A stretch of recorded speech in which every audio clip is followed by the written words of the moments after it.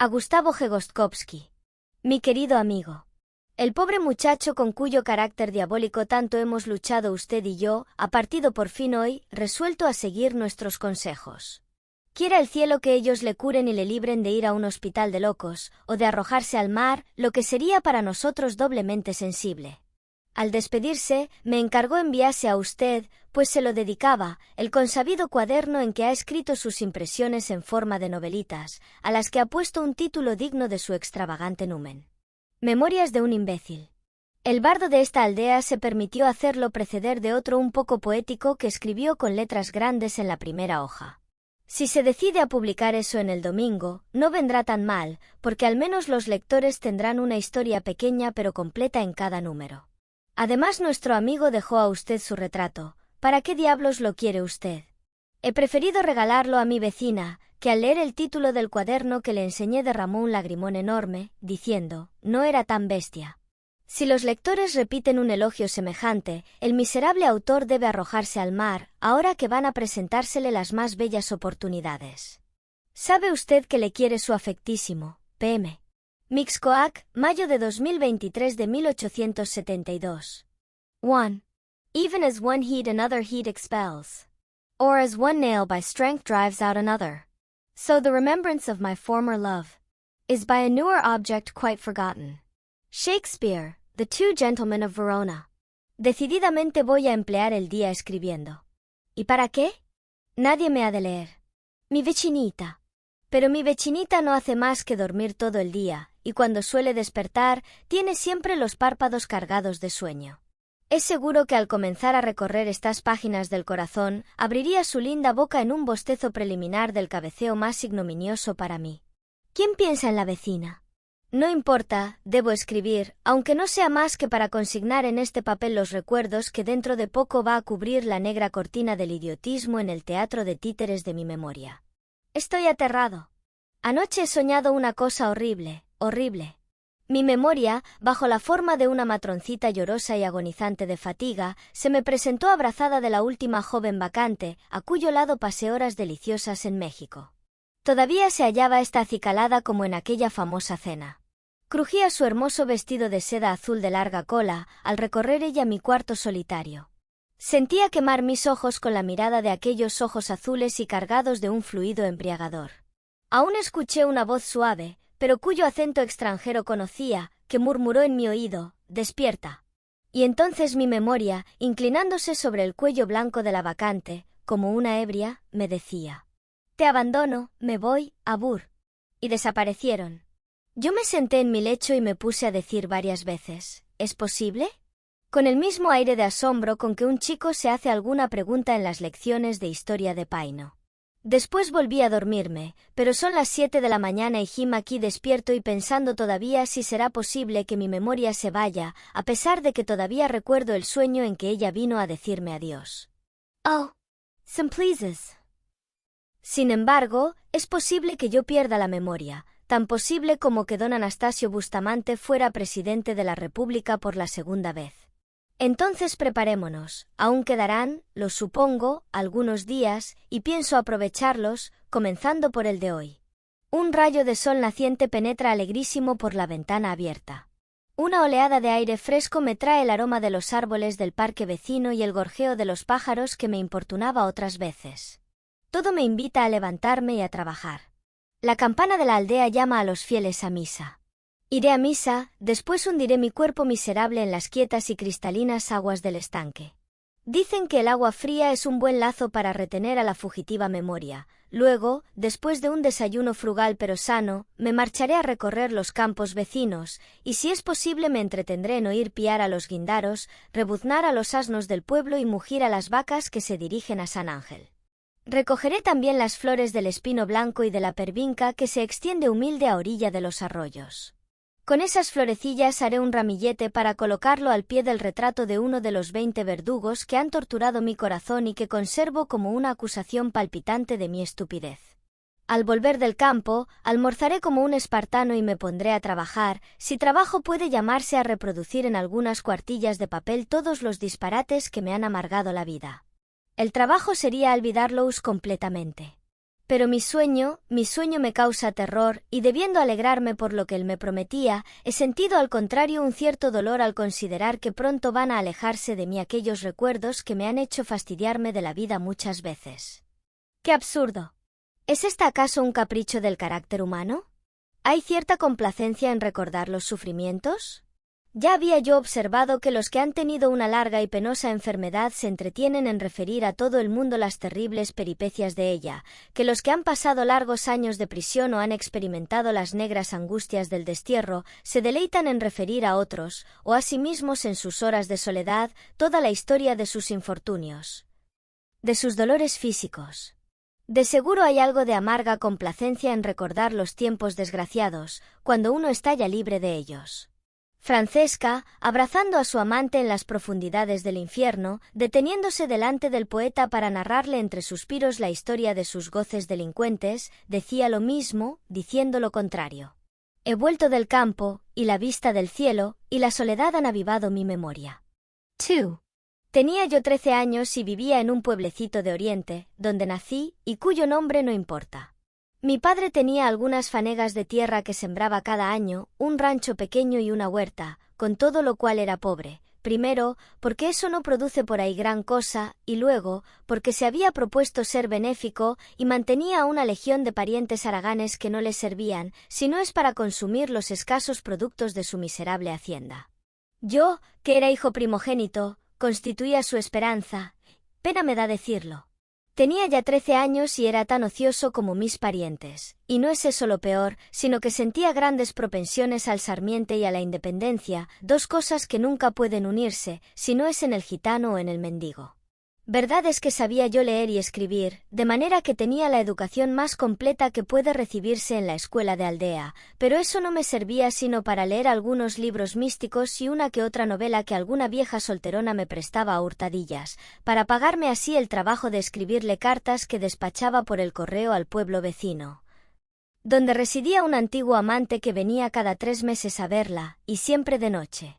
Esta amable señora, que había sido bonita, y que conservaba aún algunos rasgos que eran como el crepúsculo de su belleza que se ponía con rapidez, era mi confidente y mi amiga, y bien puedo asegurarlo, mi primera preceptora en las cosas del mundo. Aunque debo hacerle la justicia de declarar que no me enseñó más que algunas tonterías que ya había yo adivinado por instinto. Sus conversaciones, con todo, me parecían sabrosas. A esa edad, una frase manifiesta ilumina con un rayo de picardía la imaginación aún envuelta en las oscuridades de la inocencia infantil. Una reticencia acompañada de una sonrisa es bastante para hacer pensar, y la sangre de la pubertad, que comienza a hervir, ayuda eficazmente al pensamiento. Mi excelente amiga, revelándome algunas de sus aventuras, acabó de justificar las sospechas que una amatividad precoz me había hecho concebir desde hacía tiempo. Además, aunque lo contrario digan los defensores de las virtudes bucólicas, yo sé de cierto que la tierra de una aldea es la menos a propósito para cultivar por muchos días, después de la época de la dentición, las flores de la inocencia. Se ven tantas cositas en una aldea. Yo sentí, pues, al cumplir 13 años, una necesidad irresistible de amar. Esta necesidad se explicaba por un humor melancólico y extravagante, por una opresión de pecho que me obligaba a salir de mi casa frecuentemente en busca de aire puro que respiraba a bocanadas, y por una constante y desenfrenada propensión a ver a las mujeres y a contemplar sus pies, sus brazos, su cuello y sus ojos. Ya varias veces la mujer del administrador de rentas, que era una gordita muy risueña, había reparado con cierta complacencia en mi manera de mirarla fijamente, y aun la respetable esposa del alcalde municipal, jamona rechoncha que respiraba con estrépito y movía con alguna pretensión de coquetería su voluminosa persona. Robustecida por la energía de sus 40 otoños, al ver una vez que examinaba yo su seno temblante y sus labios frescos y rojos, había fruncido el entrecejo murmurando: ¿Ha visto usted qué muchacho? Ninguna mujer se escapaba de mis pícaros ojos, y en el tianguis, en la iglesia, en las procesiones, en las calles, siempre encontraba yo abundantes motivos para mis análisis y mis reflexiones.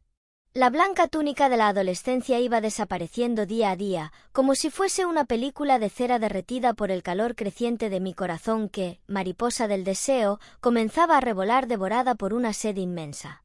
Desde entonces comprendí que la aurora del amor es el deseo.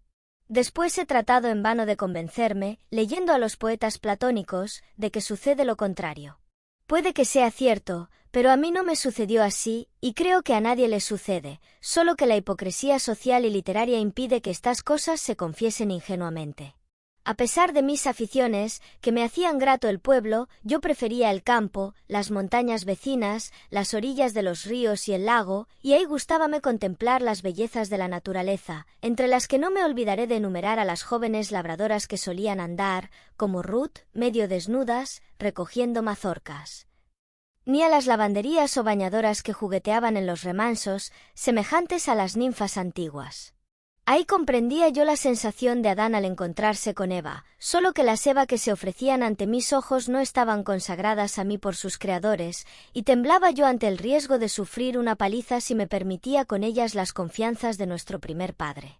Con todo, algo me decía que en esos lugares había de encontrar al fin el ansiado objeto de mis aspiraciones, vagas aún, de mis deseos aún no definidos, de mis esperanzas halagadoras.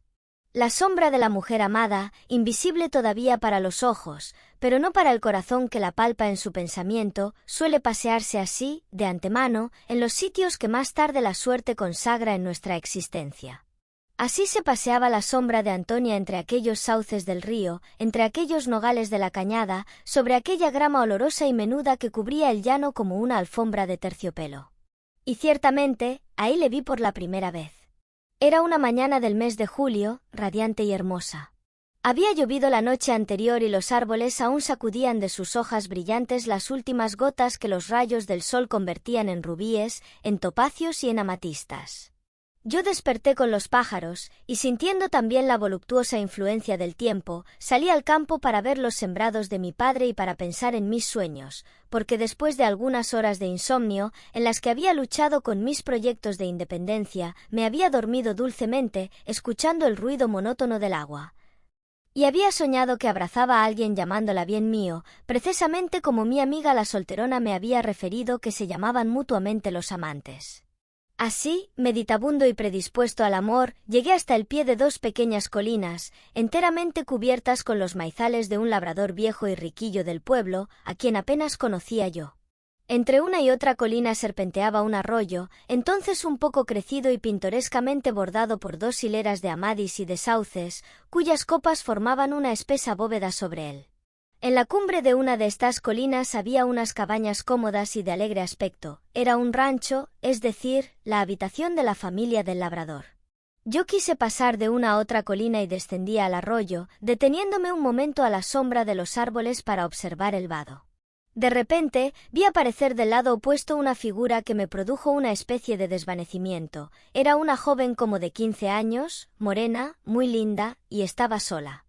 Se inclinaba para observar también el paso del arroyo, y por eso no pude mirar bien su semblante, pero sí vi lo demás.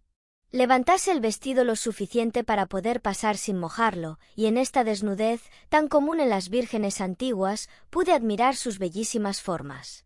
Un estatuario habría tenido deseo de reproducir en una Venus aquel pie pequeño y arqueado, y aquella pierna mórbida y blanca que parecía modelada por el cincel de Praxíteles.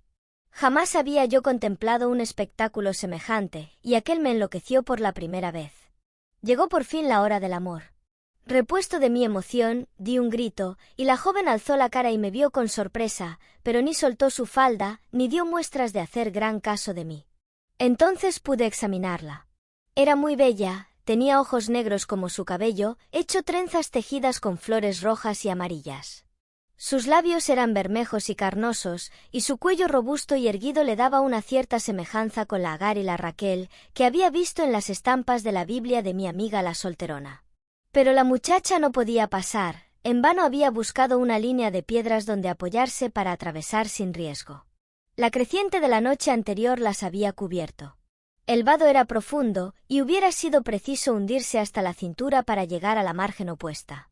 Entonces, un instinto que más tarde había de desarrollarse en alto grado, me inspiró mi primera galantería. Me eché al río, y en un momento estuve al lado de la hermosa niña que me vio llegar sonriendo. ¿Qué quieres hacer? Me preguntó. En los pueblos todos los muchachos se tutean. Vengo a ayudarte a pasar el arroyo, le respondí. Tenía yo miedo de que ella rehusara mi auxilio, pero con gran contento mío repuso. ¿Pero me aguantarás? Yo peso mucho. No, ¿qué vas a pesar? Tan delgadita y tan ligera. Sí, pero tú eres más chico que yo. No, mira, te llevo lo menos una cuarta, y además, soy fuerte. Bueno, pues ahora verás, voy a abrazarme a tu cuello, tú me cargarás, tomándome de la cintura y de las piernas, y así no nos caeremos. Si el vado está más hondo, me subes más, y aunque me moje los pies y las pantorrillas, no le hace. Y diciendo y haciendo, la linda muchacha me abrazó y pegó su rostro contra el mío, y sentí su aliento fresco y puro soplar en mis mejillas, y aún toqué con mi labio uno de sus hombros, redondo y suave. Yo la tomé de la cintura, que enlacé perfectamente con uno de mis brazos, mientras que con el otro abarqué las piernas dejando colgar sus pies a la altura de mis rodillas. Y me lancé al arroyo y temiendo caer con carga, porque sentía golpear la sangre en mis sienes y desfallecer mi corazón. En medio del arroyo vacilé y me detuve para no caer. Entonces ella me apretó contra su seno, y me dijo riendo y juntando su rostro con el mío. «Cuidado, cuidado, mi vas a tirar». Esto, que pudo acabar de perderme, me hizo cobrar fuerzas y llegué a la orilla opuesta, donde ella se apresuró a saltar y a sentarse sobre la hierba, no sin arreglarse antes el vestido. Yo me puse a contemplarla extasiado. Tenía 2 lunares en las mejillas y uno sobre el labio superior. Decididamente, era linda. «Ven, siéntate», me dijo, «y luego subiremos a donde está la casa». «¿Por qué me ves así?» «Porque eres muy bonita», le respondí tartamudeando. «Pero, ¿que no me conoces?» «No, o puede ser que te haya visto, pero no como estás ahora». «Ya lo creo, aquí ando en el campo, pero me has de haber visto en la iglesia o en la plaza, con mi madre, solo que llevo allá mis vestidos de fiesta y me tapo la cara con mi rebozo porque así me lo mandan. Yo sí te conozco bien y te he visto muchas veces». Después he podido notar en el largo curso de mi vida que siempre que una mujer que nos agrada y a quien amamos nos dice que nos conoce y que nos ha visto, nos causa un intenso placer. Con esto nos indica que no le hemos sido indiferentes, puesto que se ha fijado en nosotros. Algunas coquetas usan este recurso aun cuando no digan la verdad, y hacen bien, porque pocos hombres dejan de ser sensibles a semejante homenaje. ¿Me has visto? ¿Y en dónde? Te he visto en la casa de doña. Esta es otra galantería sabrosa. Decirle a uno que le han visto con una mujer, aunque esa mujer sea una vieja, es manifestarle un interés que casi provoca una confidencia. Yo apelo para confirmar esta verdad a todos los hombres. Sí, añadió, te he visto platicando con ella en la ventana, y te conozco mucho, te llamas Jorge. ¿Es verdad, y tú cómo te llamas? ¿No lo sabes? Me llamo Antonia. Antonia. Repetí muchas veces con fruición, como siempre que se repite el nombre de la mujer querida. Ella se levantó, y cogiéndome de la mano, me indicó que la siguiera. Pero, le dije deteniéndome, ¿no estará tu padre o tu familia allá arriba? No hay nadie, me contestó, mi padre se ha marchado con mi madre esta mañana al pueblo, mis hermanos están trabajando en el maizal, y yo voy a prepararles el almuerzo. Ven y te daré de almorzar. La seguí. Llegamos a las casitas, y ahí ella hizo lumbre, yo me puse a soplar, y mientras ella preparaba rápidamente un asado de gallina, huevos y un jarro de leche, y amontonaba en una gran jícara pintada de verde, olorosas y provocativas frutas, yo arreglé, también por indicación suya, algunos platos que colocamos después en un canasto. Una vez que todo estuvo dispuesto, almorzamos ella y yo alegremente. Parecía que éramos amigos hacía 10 años. No me acuerdo de cómo le declaré mi amor, y lo siento, porque aún hoy me divertiría con las bestialidades que debo haberle dicho, ni recuerdo tampoco si ella se puso colorada, si sonrió o frunció las cejas. En fin, se ha perdido, entre las nebulosidades que envuelven a veces los más grandes momentos de la juventud, esta escena, pero si me viene a la memoria lúcidamente, lo que ella hizo después. Me abrazó y me presentó una mejilla que yo devoré a besos. Poco a poco fui acercándome a la boca, pero ella al sentirlo retiró el semblante y me dijo con alguna solemnidad, en que había ya una tremenda coquetería. No, déjame, eso será después. Ah, la niña de aldea era en esto, como en muchas cosas, igual a la mujer de corte. Un hombre se impacienta y quiere apurarlo todo de una vez. Una mujer tiene energía para enfrenar sus deseos y no se concede sino por grados, aun a costa de sus propios tormentos. ¿Es cuestión de virtud, de vanidad, de expectación o simplemente un artificio? Quién sabe, pero si hay en ello una dosis de cada una de estas cosas, entiendo que de la primera la dosis es pequeñísima. ¿Te casarás conmigo?, me preguntó Antonia, cargándome la canasta con el almuerzo. Si me casaré, si no me casara yo contigo, me moriría. A los 13 años, y aún a doble tiempo, promete uno casarse con todo el mundo con una facilidad asombrosa, y lo peor es que suele hacerla como lo dice. A los 13 años también, cree uno que si no le dan a la muchacha que le gusta, puede morirse. No es sino más tarde cuando llega uno a comprender que de amor no se muere jamás, a no ser que se haya interesado el orgullo. Cuando bajamos al arroyo, lo encontramos ya muy disminuido, y pudimos atravesarlo fácilmente, pero al llegar a la otra orilla, Antonia, tomando la canasta, me dijo: «Ahora sí, no conviene que nos vean juntos. Anda, vete, y no le digas a nadie lo que hemos hecho, porque mi padre me pegaría, y haría que tu padre te pegara también. Esta noche dormiremos en el pueblo, me irás a ver por la cerca de mi casa, y saldré a hablarte. No hagas ruido al arrimarte, porque hay perros, y además mi padre tiene el sueño ligero. Mis hermanos duermen aquí». La aldeanita me daba una instrucción completa. La mujer de la ciudad, la mujer de mundo, hace lo mismo. Observad que es ella siempre la primera que legisla, sea joven o vieja. El hombre no ejerce la dictadura sino después, a no ser que sea un papanatas, porque entonces se quedará en eterno vasallaje, y cuidado, que no será ya en su provecho, sino en el de otros. Antonia se puso a mirarme amorosamente, me ofreció otra vez su mejilla sonrosada y aun sus lunarcitos, y me dijo adiós tomando con ligereza un sendero que se ocultaba a pocos pasos entre las cañas del maíz. Yo me quedé abatido, y por la primera vez también comprendí lo que era ese horroroso desierto que se hace en derredor nuestro cuando se ausenta la mujer amada. Parecía que me había quedado sin alma y sin aliento, que el arroyo estaba inmóvil, que los árboles no tenían vida, que el cielo no tenía luz, y que mi casa, mi padre, mi madre y la aldea entera no eran más que vanos fantasmas. Aquella joven se había llevado mi mundo. 3. Pasé aquel día soñando y rumiando las sensaciones que había tenido en la mañana. Como mi familia estaba acostumbrada a las excentricidades de mi carácter, no paró la atención en aquella agitación extraña de que me sentía sobrecogido, ni en aquel aparente mal humor que me hacía permanecer obstinadamente callado.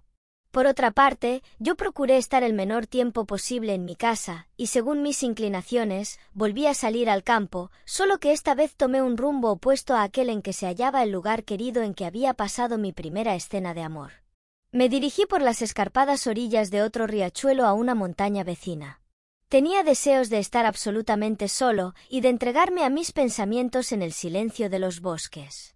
En pocos momentos comencé a trepar por las rocas y fui a escoger una punta desde donde podía dominar el pueblo y el hermoso y pequeño valle en que está situado y que verdegueaba entonces con los sembrados, divididos simétricamente.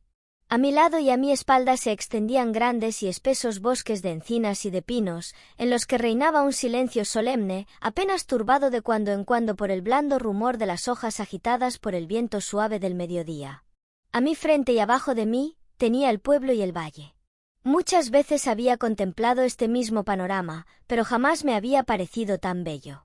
Era que faltaba algo que lo animara a mis ojos. Entonces me pareció encantador. Y realmente mi pueblo era bonito. El caserío era humilde, pero gracioso, la pequeña iglesia, que a mí se me figuraba el edificio más gigantesco del mundo, tenía 2 torrecillas pardas, que juntamente con la fachada, en que había 2 ventanas laterales y una puerta aplastada y deforme, daban al conjunto un cierto parecido a la cabeza de un burro en estado de meditación.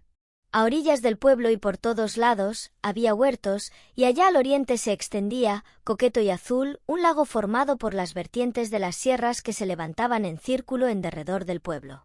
Aquel día, el pueblo, el lago, las llanuras, los trabajadores que en grupos veía entre las sementeras, los ganados que pastaban en los ejidos y que estaban divididos de aquellos por una gran cerca de piedra, que se extendía serpenteando entre los arroyos, todo me parecía iluminado con una nueva luz. Había alma en ese cuadro antes mudo. Si alzaba la cabeza para contemplar el cielo, lo veía azul, radiante y risueño, con sus nubecillas blancas y transparentes que se tendían en el espacio formando figuras caprichosas. Yo sentía que se elevaba por todas partes un himno melodioso y solemne que despertaba en mis sensaciones desconocidas. ¡Ay! El himno se elevaba dentro de mi propio corazón. El amor es un sol que anima con sus rayos todo lo que se halla en derredor nuestro, y a cuyo contacto todos los objetos, semejantes a la antigua estatua de Manón, producen un sonido armonioso. Yo amaba, y eso era todo. Después de mi primer arrobamiento en aquella soledad, mis ojos se dirigieron, como es de suponerse, hacia el lugar en que aún estaba Antonia, hacia aquellas dos pequeñas colinas que apenas se distinguían entre el mar de esmeralda del llano. Apenas las había distinguido, cuando me acometió el irresistible deseo de volar a aquella parte, y sentí no tener alas para hacerlo con la rapidez del pensamiento, y aún envidié a las águilas, que levantándose en enormes espirales, dominaban majestuosamente el espacio que cubría aquel lado del valle. Sin embargo, y a pesar de la distancia y de la hora, bajé deprisa de mi peñasco, y con la ligereza de mi edad y de mi organización de montañés, me puse en el instante en la llanura y tomé una vereda que debía conducirme en la dirección de las deseadas colinas. El sol declinaba ya, cuando llegué al gran camino que conducía de aquellos lugares al pueblo, y fui encontrando a numerosos trabajadores, que con sus instrumentos de labranza se dirigían a sus hogares, aunque no era muy tarde. Avancé, no sé si con temor de encontrar a la familia de Antonia, pero sí arrastrado de un frenético deseo de volver a verla, como si aún dudara de que existía y necesitara contemplarla de nuevo para convencerme de que la entrevista de la mañana no había sido un sueño de mi fantasía juvenil y ansiosa.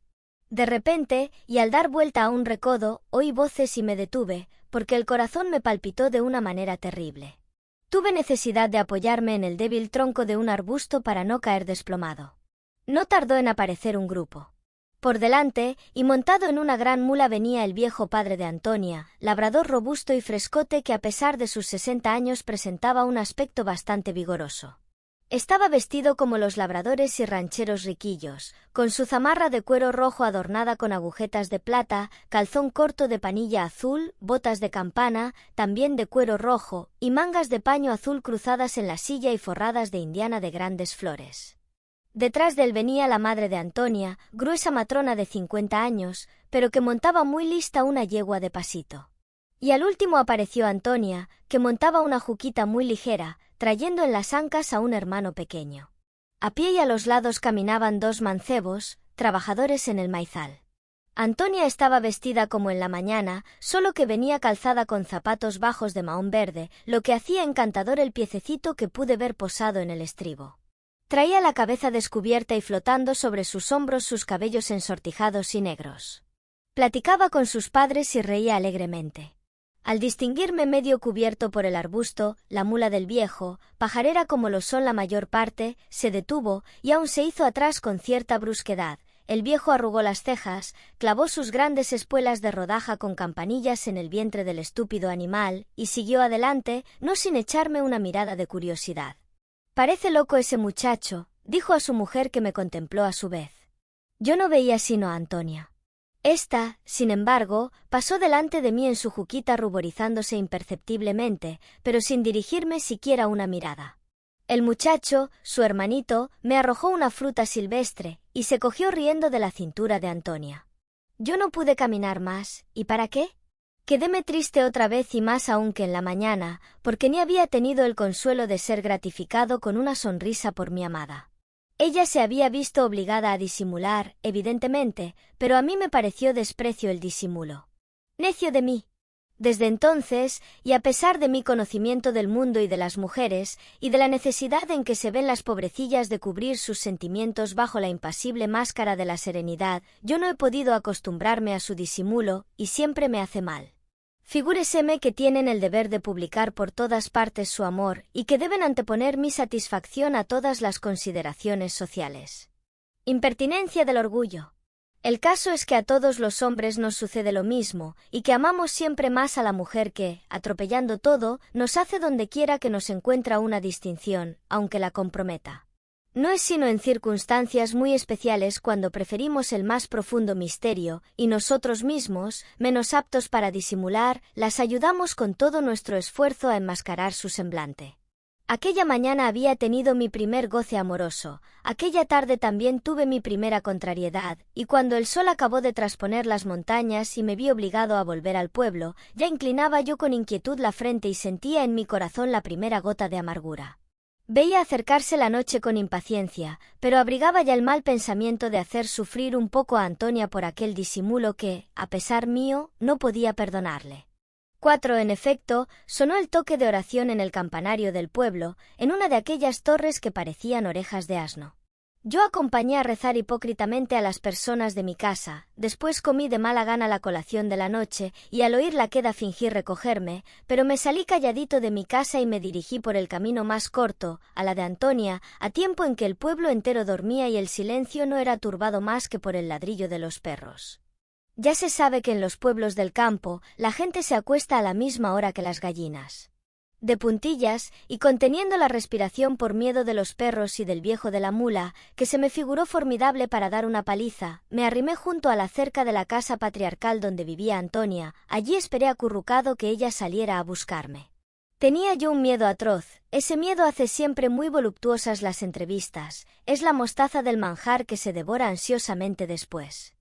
En tales momentos, el hombre es el débil, la mujer es la que tiene la fuerza protectora de su parte. No se tranquiliza uno hasta que no la ve.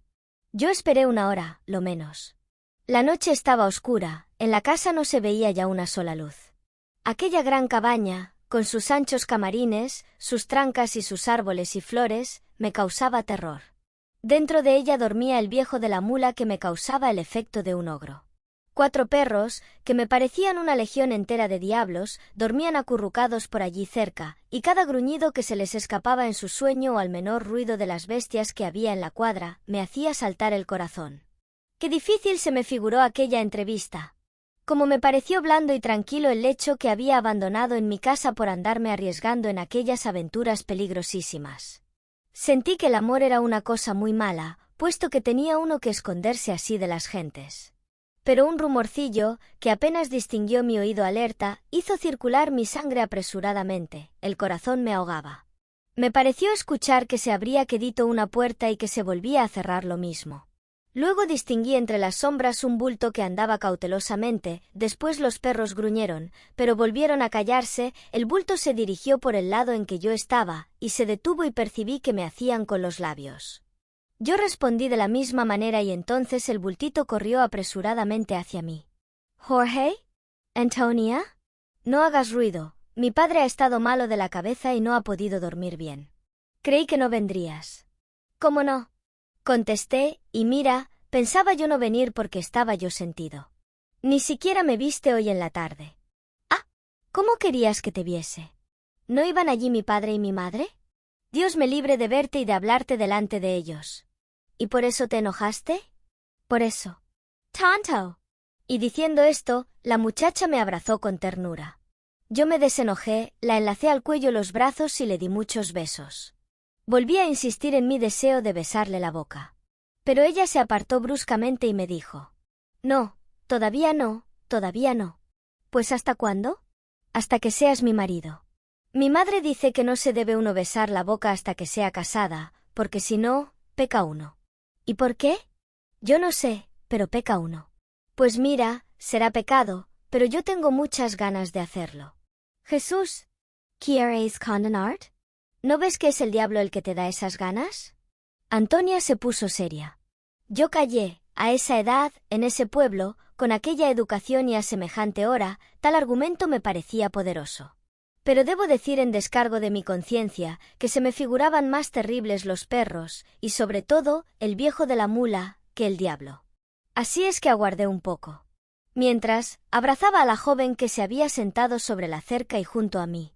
Tal aproximación me incendiaba, y no sabía yo, lo digo candorosamente, lo que deseaba y lo que quería hablar.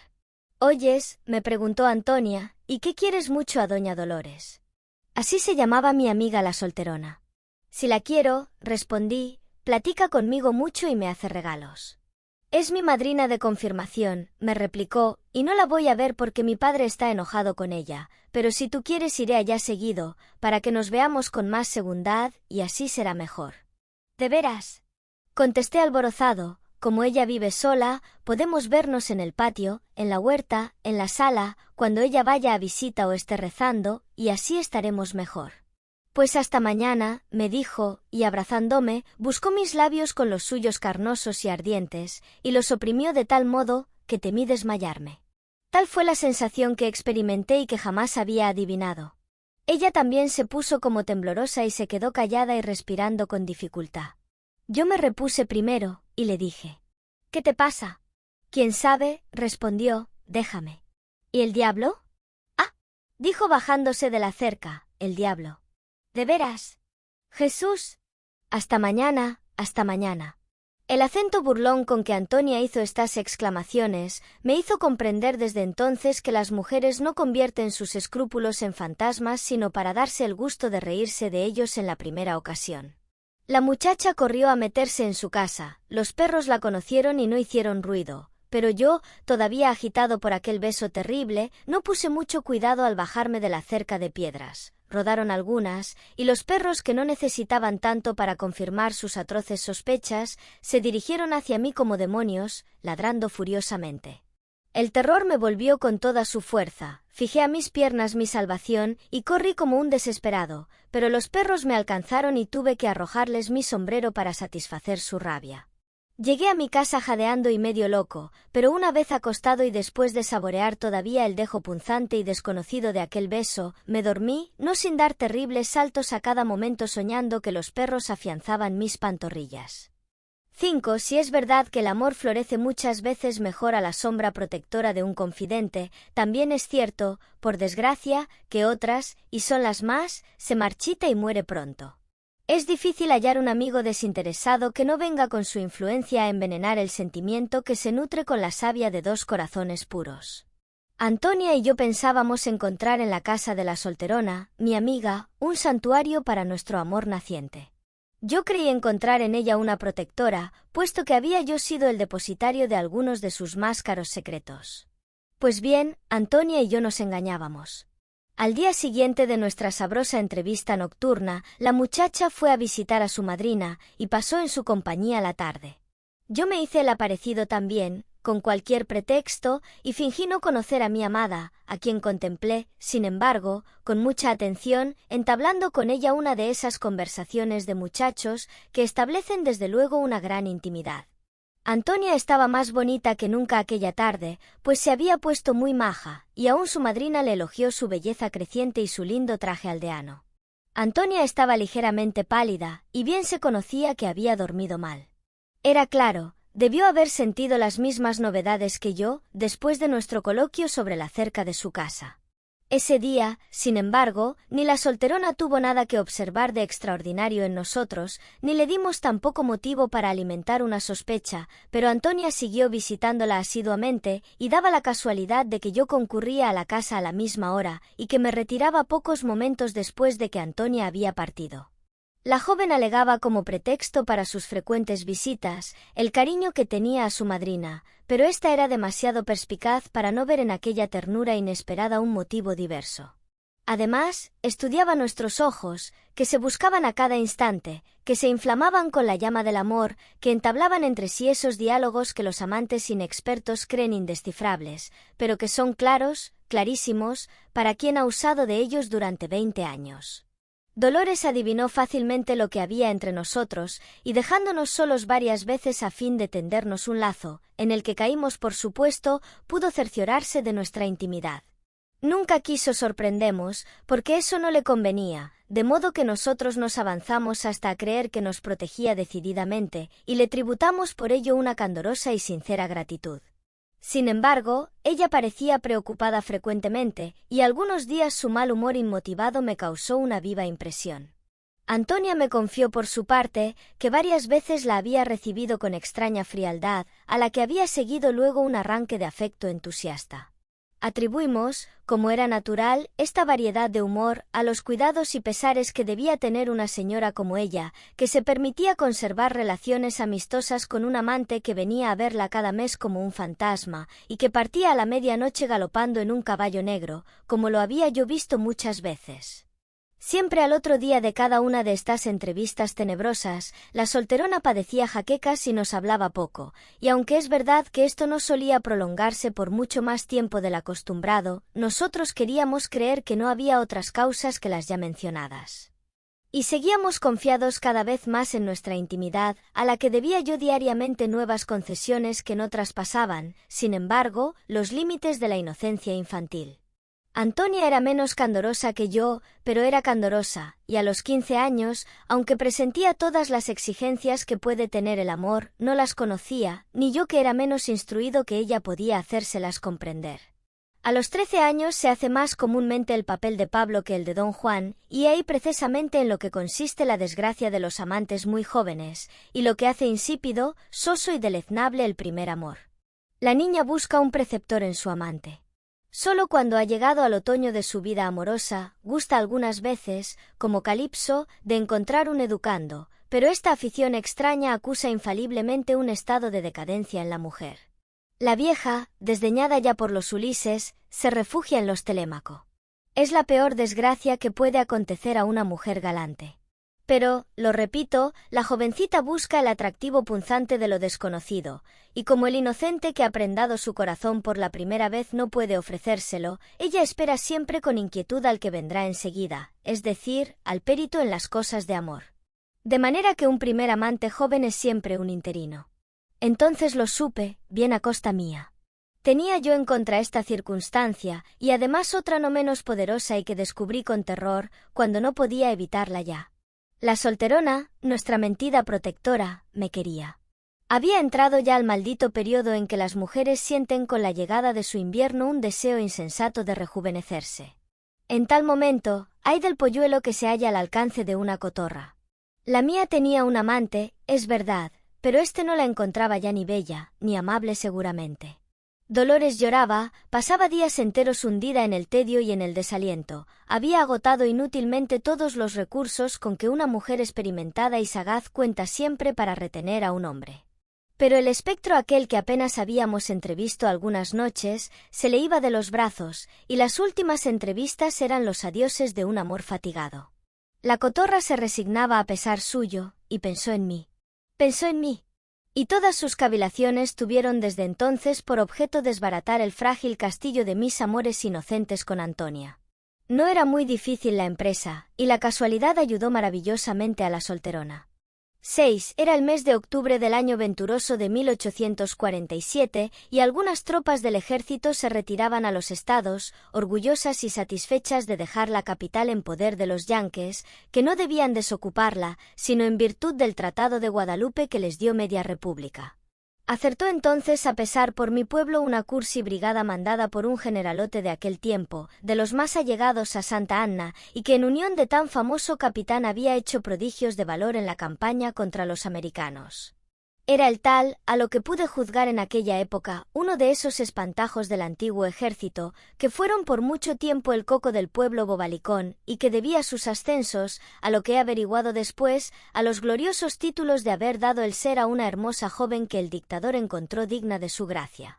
Ya se sabe que en las administraciones de Santa Anna esto no era un caso raro, y que numerosas bandas rojas y verdes fueron ceñidas a los talles de hermanos y papás por las manesites blancas de varias niñas, cuyos nombres asentó en sus registros el implacable lápiz de la maledicencia pública. Pues bien, mi general, el que pasó con gran pompa a la cabeza de su brigada victoriosa, por mi pueblo, era uno de esos papás. Y no solo, sino que tenía un hijo a quien probablemente las mismas manos condecoraron con una banda de coronel. Era un joven de 30 años, y mandaba un croquis de batallón compuesto de 200 soldados macilentos y haraposos, que ellos sí llevaban retratada en el semblante la historia íntegra de las desdichas de la patria. Y digo ellos sí, porque el coronelito parecía muy orondo, muy fanfarrón, muy pagado de sus hazañas, y quien hubiera creído ver un boletín en su cara de mata, moros, habría leído en él el orgullo de 50 victorias obtenidas a lo hombre, como dicen los malditos.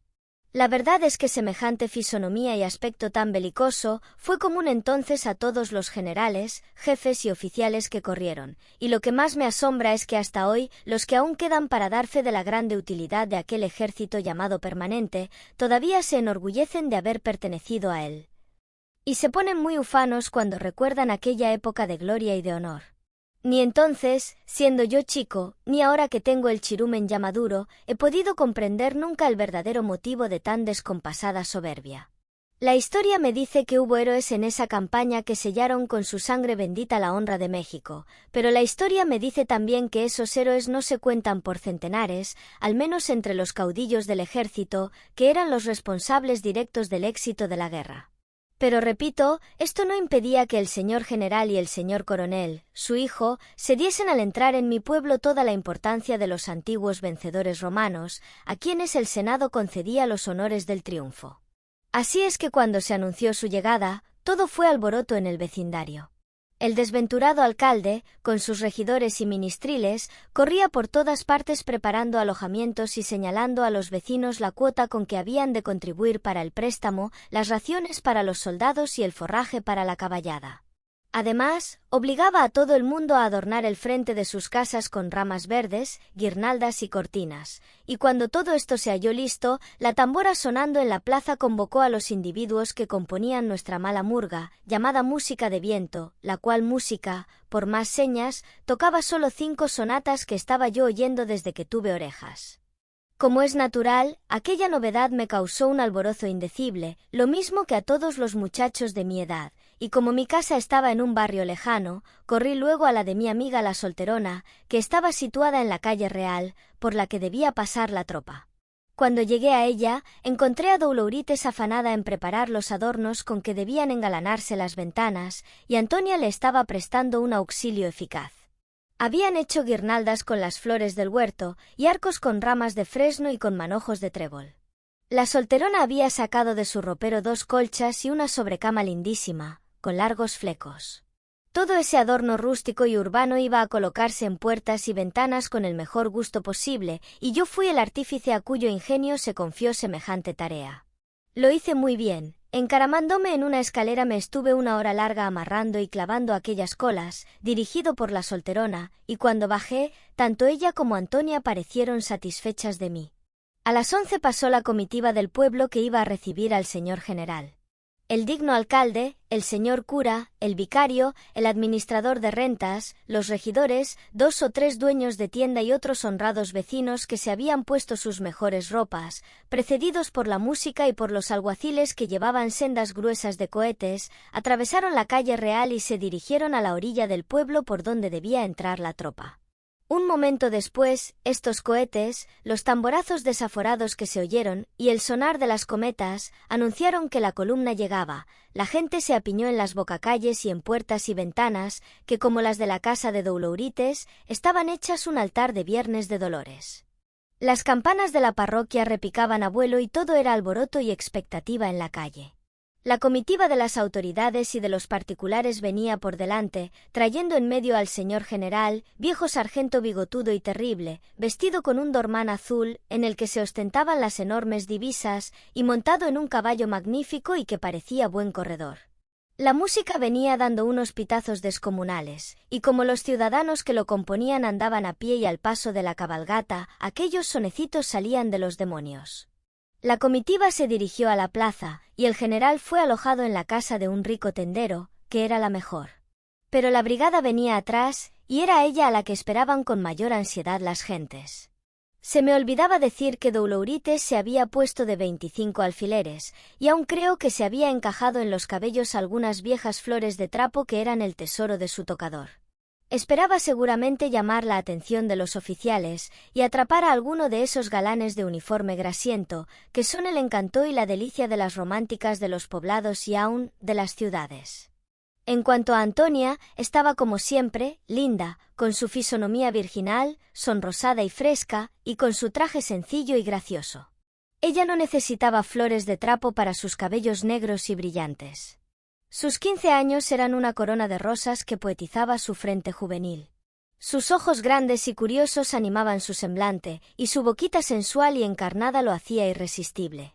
Decididamente, la solterona había escogido una mala compañera para mostrarse. La primera banda de tambores y de cometas pasó frente a nosotros, y detrás de ella venía el citado coronel, hijo del general, mandando la columna y acompañado de su ayudante y de su cometa de órdenes. Ya se supondrá que el bravo militar venía mirando a todos lados con extremada insolencia, guiñando el ojo a las muchachas buenas mozas, con aire conquistador y haciendo caracolear su caballo tordillo como un centurión en Jueves Santo. También se supondrá que las mujeres se fijaban en el de preferencia. Traía su cachucha, una levita militar, pantalón con franja y botas fuertes. Todo estaba lleno de bordados, y empuñaba con suma bizarría la valerosa espada que él se imaginaba teñida en sangre de invasores. El carmín de la Navidad tiñó las mejillas de la solterona luego que distinguió al garboso coronel. Alisóse el cabello, arregló su pañoleta, y con un descaro singular dijo a Antonia, estirándole el vestido: «¡Ay, Antonia, mira qué coronel tan buen mozo! ¡Y qué garbo! ¡Y qué ojos!». El coronel, que notó que se fijaba en él con admiración, lanzó a la solterona una mirada flechadora, le dirigió una sonrisa, pero reparando luego en la linda aldeana, se sorprendió visiblemente, la devoró con ojos de tigre y no pudo menos que señalarla a su ayudante con una sonrisa preñada de amenazas. Antonia, al verse mirada así, se ruborizó y se cubrió el semblante con su chal, pero mi coronel, aun cuando se alejaba con su columna, volvía la cara frecuentemente para seguir mirando. La solterona, irritada al ver esta preferencia, disimuló, sin embargo, y dijo a la joven: «¡Ay, Antonia, cómo me mira el coronel!». Antonia no dijo nada, pero yo, ardiendo ya de celos, había comprendido perfectamente que no era a la jamona a quien veía el pícaro militar, sino a la muchacha de 15 años que me pertenecía. Entonces conocí por primera vez el sabor delicioso de este rico manjar que el mundo llama celos, y que te deseo, oh lector, para que endulces con él tu querida existencia. Desde ese momento me pareció que rugía sobre mi cabeza algo como una tempestad. Probablemente era el zumbido de los oídos que ocasiona la sangre alborotada de todos los celosos. Vi a Antonia, me estremecí, la odié, y tuve ganas de que se muriera. Es seguro que la solterona sintió lo mismo que yo, aunque no por la misma causa. En ella había la vanidad herida de la coqueta vieja, en mí había la horrorosa inquietud del amor alarmado. ¡Ay! Pobre del que tiene corazón. 7 Después de haberse acuartelado las tropas, alojándose el general y oído con una cara de Federico el Grande el discurso elocuente que el secretario del ayuntamiento le dirigió en nombre del vecindario, felicitándole por las glorias de la patria, los jefes y oficiales se diseminaron por la población para buscar sus alojamientos y comenzar sus conquistas. Yo no sé cómo diablos se arregló el coronel con el alcalde, pero el caso es que le tocó de alojamiento la casa de Doulourites. De manera que aún no había transcurrido media hora de la entrada y estábamos todos nosotros en las ventanas, cuando vimos llegar a un ayudante seguido de asistentes, caballos y mulas de carga. Un alguacil traía la boleta de alojamiento, y notificó a la solterona, de orden del alcalde, que recibiera en su casa al señor coronel. Cualquier otra persona se habría puesto de mal humor, calculando las molestias que aquella carga le imponía, pero la jamona, todavía no enteramente desengañada acerca de las intenciones del coronel, recibió sonriendo al ayudante y ordenó a sus criados que indicaran a los asistentes la cuadra y los demás departamentos de la casa, yendo ella misma a preparar su recámara para que sirviera al militar. Como es de suponerse, Antonia fue ocupada por su madrina en estas faenas, y yo, temblando de inquietud y de cólera, me aproveché de tales momentos para acercarme a mi amada y decirle casi llorando: «Oye, te suplico que luego que acabes te vayas a tu casa, y no vuelvas aquí». «¿Sí? ¿Por qué?», me preguntó ella con aire burlón. «¿Cómo por qué?». «Pues qué, ¿no tienes miedo a los soldados?». «Yo no, ni tantito». «¿Ni tantito? ¿Es posible, Antonia? ¿Y si te roban?». «¿Qué me han de robar?». «No seas tonto». «Oye, he oído decir que los soldados son muy malos». Ese coronel te miró con unos ojos. «¿A mí?». «No, sería a mi madrina». Ahora era la niña la que ocultaba la verdad, que había comprendido tanto como nosotros. «No, fue a ti», repuse colérico, «a ti que eres más bonita que doña Lola». «¿De veras?». «Oh». «Antonia, no me hagas enojar. Vete para tu casa, por vida tuya». Yo dije esto saltándoseme las lágrimas. La muchacha pareció sorprenderse al notar mi sentimiento, y enternecida me dio un beso, diciéndome: «No tengas cuidado, no tengas cuidado». Pero en ese instante oímos un ruido ocasionado por la llegada del coronel, que como todos los animales de su especie, no entraba jamás a una casa sin causar un estrépito escandaloso. Pisaba con brutalidad para que sus acicates repiquetearan y arrastraba su sable de cubierta metálica para producir un curioso terror en las mujeres y en los niños. Además, hablaba con voz de stentor y de una manera imperiosa e insolente, tratando a todo el mundo como trataba a sus reclutas. Todos los que hayan conocido al antiguo ejército recordarán este tipo, que va perdiéndose de día en día, pues aunque algunos oficiales de esta época, a los que se han incrustado por hambre en las filas liberales, pretenden algunas veces reproducirlo, nuestras burlas lo hacen insostenible. Antonia me abandonó para ir a la sala. Yo la seguí. Ya la solterona estaba haciendo los honores al coronel, que aún no tomaba asiento. Parecía que buscaba algo. Luego que vio a Antonia, sonrió con satisfacción y la saludó con una familiaridad descarada. «¡Hola!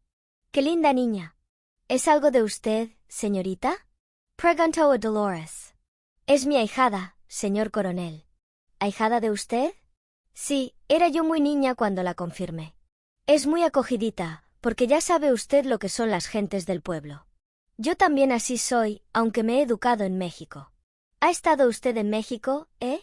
«Sí, desde chica, allí estuve en un convento, y después con mi familia hasta que mamá, que estaba curándose, tuvo alivio, y nos vimos obligados a venirnos a este pueblo donde papá tenía sus fincas». «En aquel tiempo murió papá». «¿Y su mamá de usted vive todavía?».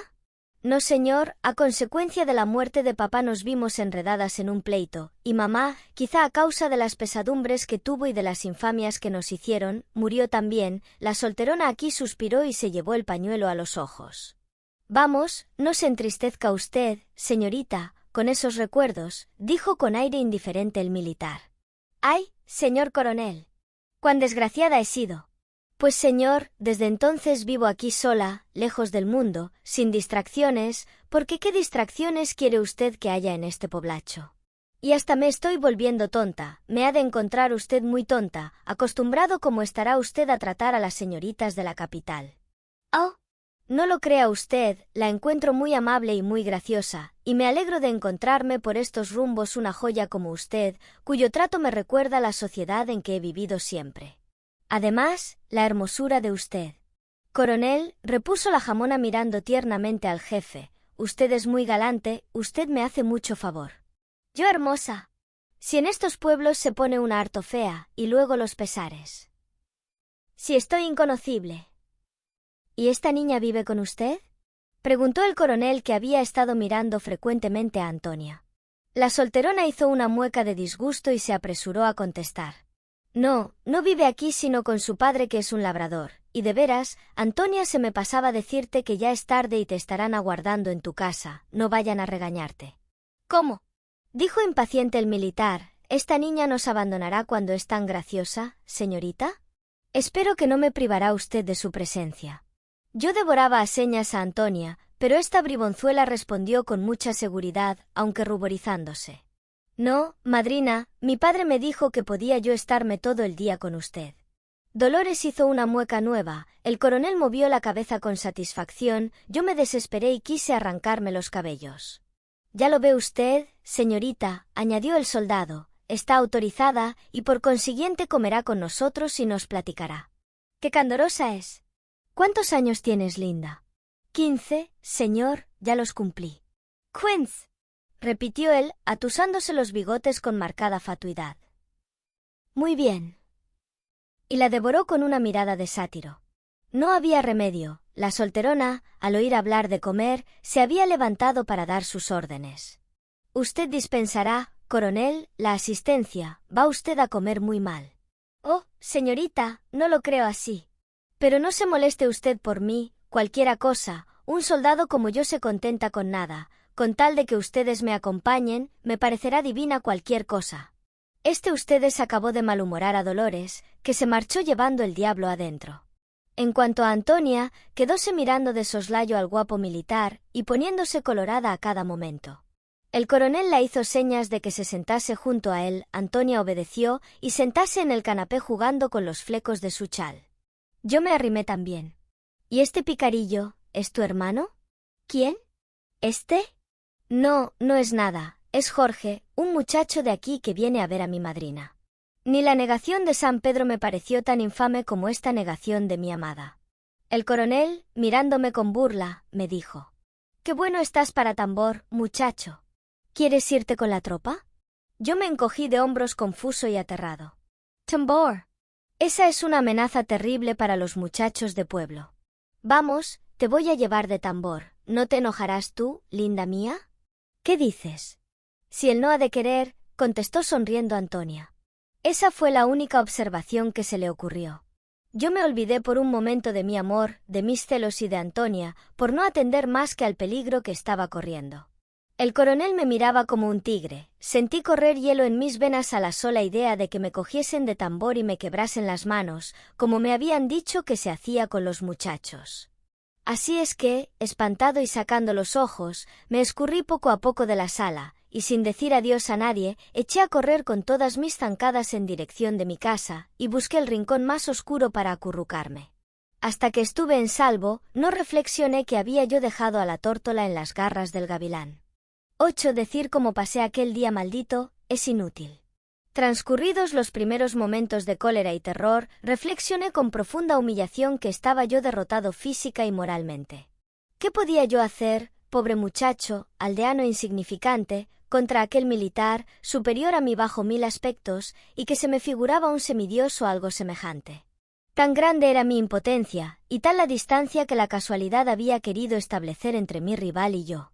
Naturalmente, esta distancia y esta impotencia se marcaban dolorosamente a mis ojos, a propósito de mi amor a Antonia, porque en otro caso, y con otro motivo, la comparación no me habría preocupado un solo instante. En el mundo tiene uno, día a día, y momento a momento, ocasiones de comprender la inferioridad de su situación, si la compara con la de otras gentes más afortunadas, pero estas observaciones rápidas y comunes no inquietan el ánimo para nada, y sigue uno su camino indiferente y resignado, sin sentir las amarguras de la desigualdad social. Pero llega un momento en que, a causa de algún asunto que interesa vivamente al orgullo, esta desigualdad toma proporciones colosales a nuestra vista, y entonces se siente todo el dolor, toda la indignación de la debilidad humillada. En tal ocasión, los espíritus débiles miden temblando sus fuerzas, y encontrándolas miserables, sufren la agonía de la desesperación y mueren en el abatimiento. Son atletas afeminados que se doblegan al primer empuje, y caen en la arena cubriéndose la cara con las manos. Pero los espíritus altivos y templados para la lucha sienten entonces nacer o despertarse en ellos algo desconocido y terrible que los transforma y les hace comprender su fuerza. Es el gigante del orgullo, que nace desafiando al mundo con una mirada, y que desde su cuna, como Hércules, alza los puños para ahogar entre sus manos a las serpientes que le amenazan. Aquel instante decide el porvenir. Basta un arranque de esos para romper las cadenas de la debilidad humana y emprender con paso firme los caminos más difíciles de la vida. Esa revolución se operó en mí aquel día, y le doy gracias, porque habiéndome hecho conocer mi debilidad, despertó en mí la ambición de ser algo más que un pobre aldeanito, asustadizo y expuesto a ser tratado con desprecio por el primer sayón insolente que quisiera divertirse con él. Mis propensiones a la independencia y a otra vida superior, largamente acariciadas, se fortificaron entonces de tal manera que mi resolución quedó tomada irremisiblemente. ¿Cómo iba yo a ponerla en práctica? No lo sabía, y esperé con ciega confianza que el destino, por uno de sus agentes misteriosos, me tomase por los cabellos como al profeta Ezequiel para colocarme en mi nuevo camino. Por lo demás, tuve el buen sentido de comprender que en el asunto de Antonia había otros 1000 motivos fuera del de mi humilde posición, para que ella me juzgase inferior al coronel. El primero era seguramente mi edad. Tenía yo 13 años, mi rival 30. El prestigio que ejerce la virilidad cuando está en plena florescencia sobre el corazón femenil me faltaba por completo. Yo era un niño inexperto y candoroso, y esta inexperiencia y este candor que tienen tanto atractivo para la vieja, no son más que virtudes sosas y desabridas para la joven. Y si ésta siente una repugnancia invencible por el anciano, o por el hombre cuya edad está en gran desproporción con la de ella, en cambio adora y se somete al hombre que reúne en su persona el ardor de la juventud con la energía de la madurez. Esta década de 30 a 40 años, que suele prolongarse en las organizaciones privilegiadas, es la poderosa en los hombres y peligrosa para las mujeres. Yo no me explicaba esto tan claramente como hoy, pero comenzaba a comprenderlo, merced a una rara y precoz disposición a reflexionar. Los otros motivos de mi inferioridad eran mi humilde posición y lo insignificante de mi carácter. Pero cuando yo pensaba en ellos, era cuando se sublevaba mi indignación contra Antonia, porque era entonces, también, cuando consideraba yo que su fragilidad no tenía razón alguna para hacerse perdonar. Yo la amaba y mi amor era bastante para llenar ante sus ojos los vacíos que la casualidad había puesto en mi vida. Ella me había correspondido, es decir, me amaba, me encontraba digno de ella y debía encontrarme preferible a todos los demás. Haberme sacrificado en la primera comparación era una cosa infame, era indicarme o que su amor era mentido, o que su corazón que así desalojaba el cariño, no valía un ardite.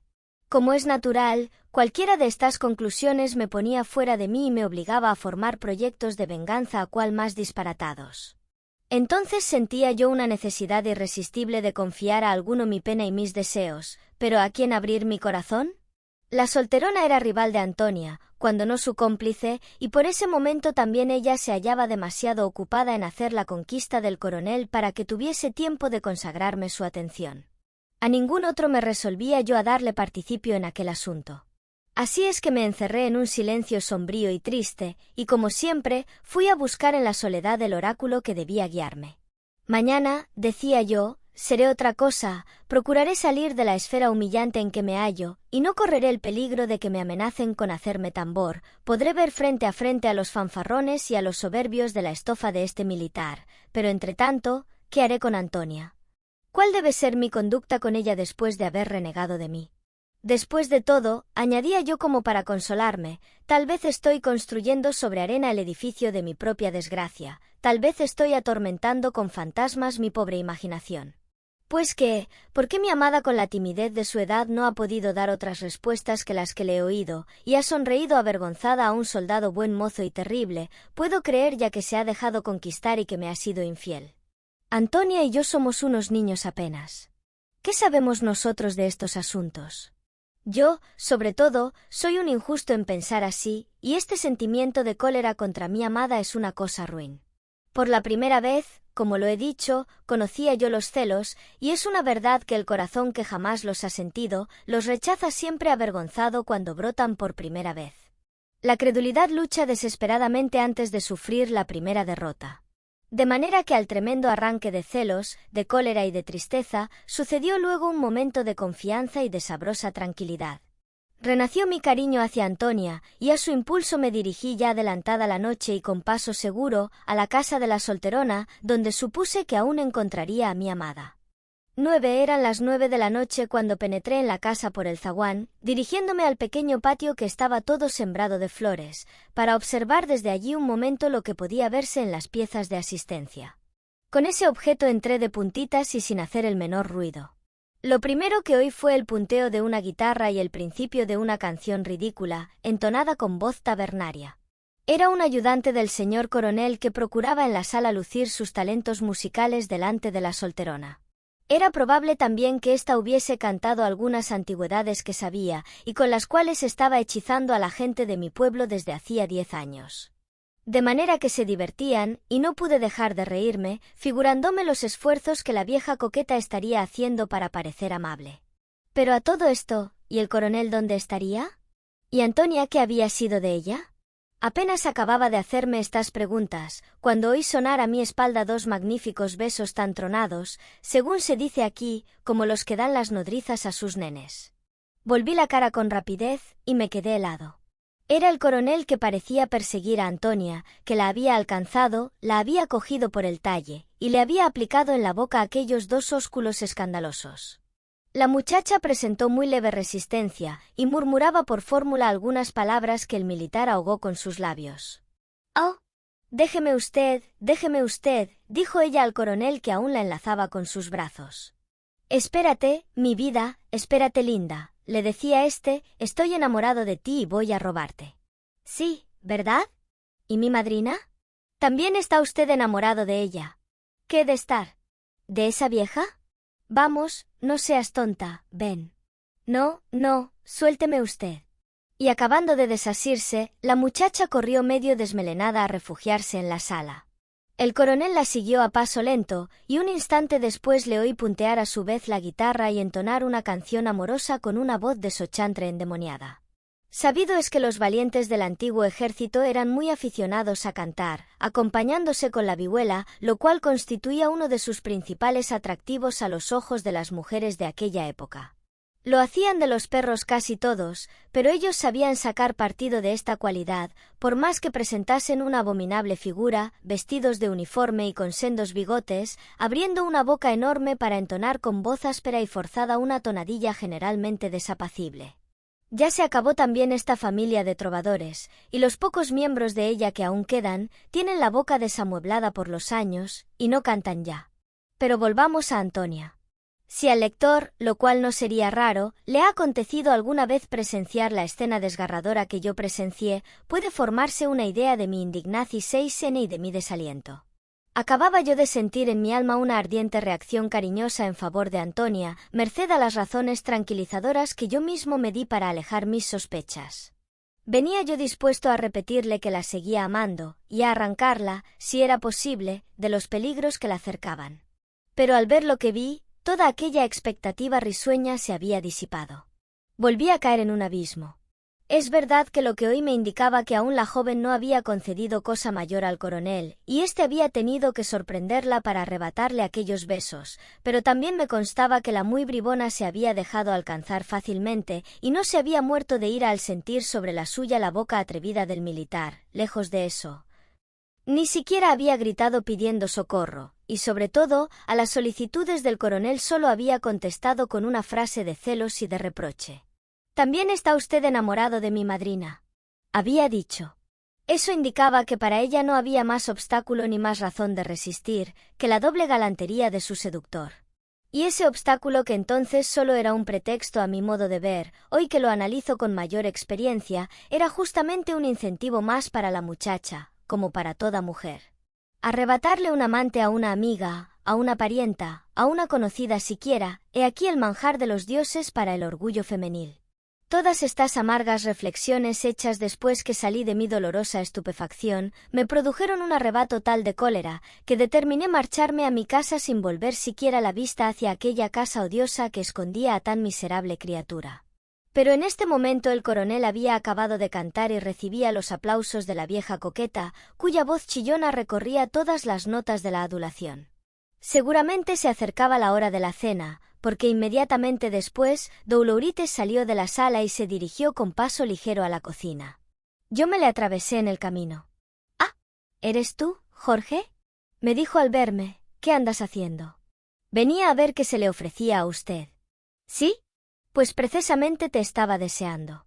Corre a la casa de Antonia, y dile a su padre de mi parte que venga por ella. Ya es de noche y es tiempo de que se vaya.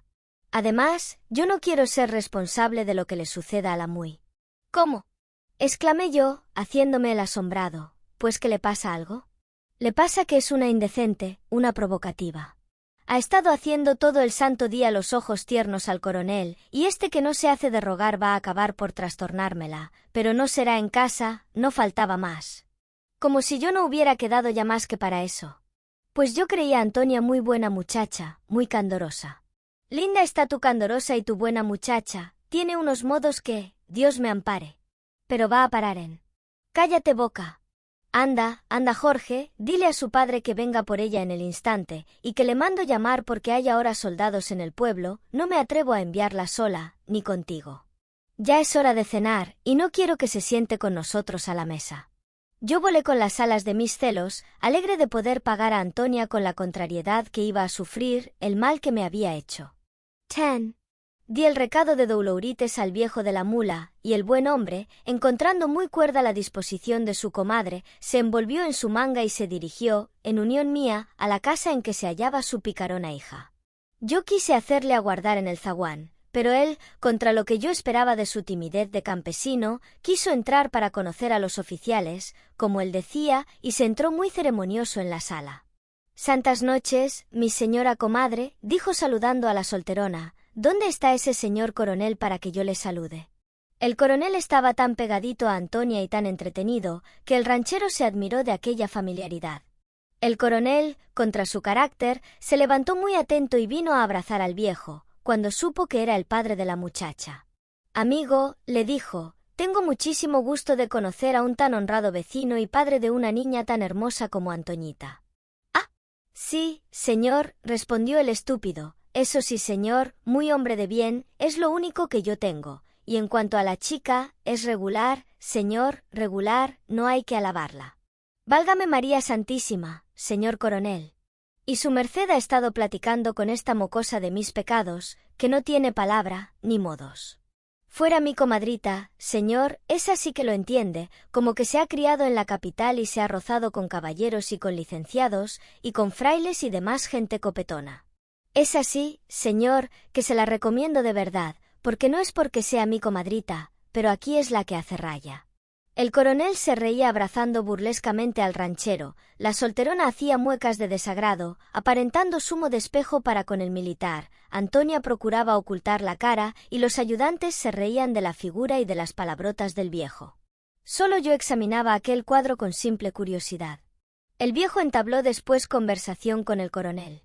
Este, que tenía interés en familiarizarse con el padre de Antonia, le prodigó 1000 frases lisonjeras, en las que, sin embargo, se podía notar una mofa mal disimulada. A las preguntas que el ranchero hizo sobre la campaña con los norteamericanos, cualquier hombre pundonoroso se habría visto singularmente embarazado, pero el coronel, como todos los hombres de su clase, no tenía sino una idea muy mediana de la vergüenza militar, y en consecuencia comenzó a ensartar con el mayor desenfado del mundo. Tantas y tan estupendas mentiras sobre su propio heroísmo y el de su ilustre padre, que todo el auditorio escuchaba en silencio y asombrado, como el auditorio de Eníez. Solo el ayudante sonreía a hurtadillas, lo que observado por el valiente narrador no le inquietó sin embargo. Antonia escuchaba extasiada. Figuréaselo su nuevo amante uno de los 12 pares de Francia.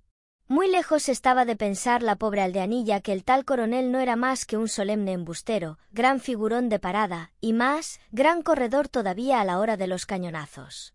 En cuanto al ranchero, movía la cabeza de cuando en señal de admiración, y en su boca enormemente abierta, y en su semblante todo, que presentaba las señales de la petrificación, se traslucía el rústico entusiasmo de que estaba poseído el muy bestia. Doulourites, que por su trato con los militares en México, sabía ya a qué atenerse respecto del valor temerario de que hacían gala siempre, no se mostraba muy convencida, pero en su empeño de hacer la conquista de aquel héroe aparentaba creer todas sus hazañas, y a cada peligro que refería el valiente haber corrido, ella se estremecía, juntaba las manos con angustia. Para concluir, al oír el desenlace afortunado, lanzándonos un tiernísimo, respirando como un fuelle, y gratificando al coronel con una mirada y una sonrisa dignas de la gran duquesa. La misma Daido uno hizo tantas coqueterías escuchando la narración del héroe troyano, como la jamona, mi amiga, oyendo los embustes del gallino de mi coronel. Por mi parte, debo declarar que en esa época no tenía yo la más ligera idea de lo que valían realmente estos fierabrás del ejército, a quienes apenas conocía por su aspecto arrogante y por sus fechorías en los pueblos inermes. Pero por simple instinto había yo comprendido que todo lo que había confiado nuestro paladín era un tejido de mentiras a propósito para embaucar a la muchacha, al viejo, a la solterona y a mí. Y me asaltaron vivísimos deseos de reírme a carcajadas y de decirle al coronel que no era más que un podenco, pero me contuvo el temor de exponerme a una paliza soberana y de ir a aumentar la banda de haraposos y hambrientos tambores que había visto entrar al frente del batallón que mandaba su señoría. A esta sazón, el ranchero, como si coincidiera conmigo en pensamientos, o bien reflexionando con su rudo buen sentido, que el resultado de todas aquellas heroicidades no era precisamente el que debía esperarse de ellas, se atrevió a decir con voz en la que la duda se traslucía a leguas. Bueno, señor coronel, usted es muy valiente, y todos los que andan con usted son muy valientes, y así me gustan los hombres, pero dígame usted, mi señor, dispensando la llaneza, y no haga usted caso de mis palabras, porque yo soy un animal que no rebuzno porque Dios es grande, dígame usted porque con todas esas derrotas que les ha pagado usted a los yanques. ¿Ellos se han metido hasta México y ustedes andan por aquí? Tal vez será para cogerlos a toditos acorralados, eso me pienso yo, pero quiero que usted me saque de ese engaño, para mi gobierno. El maldito viejo había dado en el clavo, y el coronel se fastidió de aquella pregunta, mientras que el maligno ayudante tarareaba una cancioncilla para no reírse tal vez. Amigo, respondió el héroe, usted no entiende de cosas militares, y sería inútil que yo le explicara cómo está eso, pero sépase usted que así está bien hecho, y que lo que ha dispuesto el gobierno es muy hábil. ¿Ha pensado usted algo de lo que va a suceder? Los yanques, derrotados como están, y en tierra ajena, y en medio de una población que no los puede ver, van a llevar su merecido. Ni uno solo ha de salir de México, yo se lo aseguro a usted, pero el cómo no puedo decírselo a usted, porque eso solo nosotros los soldados lo sabemos. Cabal, repuso el viejo, usted me convence. Ya le dije a usted que yo soy un animal, pero me alegro de haber acertado en parte. Con eso me sobra. ¿Con qué quiere decir que los yanques, aunque parece que están ganando, están perdiendo? Pues bendita sea su boca, señor coronel, que eso que nos dice es precisamente lo que deseamos saber para nuestro consuelo. Ahora, si su señoría me hace la honra de ir por aquella mi casa, yo se lo estimaré mucho. Es una casa de rancheros, pero su señoría será recibido como quien es, y no faltará por allí una pobre comida que ofrecerle. ¿Quién sabe si le gustará la carne de los pobres? Ah, se apresuró a responder el coronel, y como si me gusta la carne de los pobres. Yo la prefiero muchas veces a la carne de los ricos, porque es más sazonada y se come con mejor apetito y con menos peligro de indigestarse. Figúrese usted, amigo, si no habré comido la carne de los pobres en esta carrera militar, en que tiene uno que contentarse con lo que encuentra más a mano. Le he tomado gusto y le probaré a usted con cuanto placer acepto sus ofertas. Mañana pasaré el día con usted. Corrientes, concluyó el ranchero, levantándose, pues mañana aguardo a su señoría a almorzar, y si gusta echaremos una correría por esos campos, en que tengo mis labores, y mi rancho y mi huerta. Se divertirá usted. ¿Y nos acompañará Antoñita? Nos acompañará, mi señor, que ella para andar a caballo es tan buena como un hombre, usted la verá. Muy bien, Antoñita, hasta mañana, yo seré el caballero de usted en ese paseo, que espero será delicioso. No sabe usted, amigo, cuánto me ha simpatizado su hija. Favor de usted, mi señor, ella no merece. Compadre, interrumpió la solterona, que había escuchado este capítulo de cumplimientos con el más visible enfado, ¿y a mí no me invita usted? Con mucho gusto, comadrita, y le mandaré ensillar a usted aquel caballito canelo que tanto le gusta.